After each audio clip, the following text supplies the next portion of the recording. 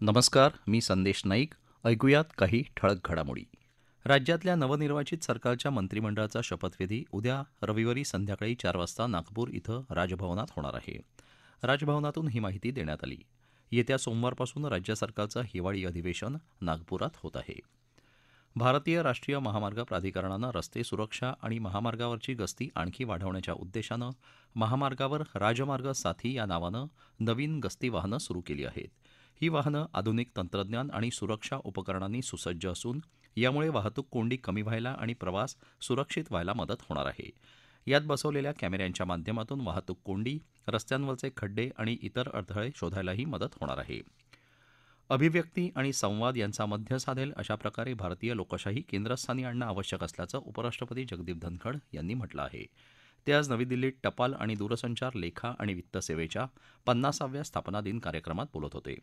अभिव्यक्ती आणि संवाद परस्परांना पूरक असून दोन्हीमधील सुसंवाद ही यशाची गुरुकिल्ली असल्याचं धनखड यांनी सांगितलं. लोकसभेत आज भारतीय संविधानाच्या अमृत महोत्सवानिमित्त आयोजित विशेष चर्चासत्राची सुरुवात आज संसदीय कामकाज मंत्री किरेन रिजिजू यांनी केली. देशानं स्वातंत्र्यानंतर प्रत्येक नागरिकाला समान अधिकार दिले आहेत. अल्पसंख्याकांसोबत कोणताही भेदभाव केला जात नाही आणि त्यांना कायदेशीर संरक्षण असल्याचं रिजिजू म्हणाले.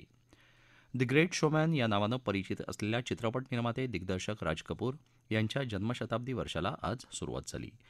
राज कपूर हे केवळ चित्रपट निर्मातेच नव्हेत तर सांस्कृतिक दूत होते, अशा शब्दात प्रधानमंत्री मोदी यांनी समाजमाध्यमांवरच्या एका पोस्टद्वारे राज कपूर यांची प्रशंसा केली आहे.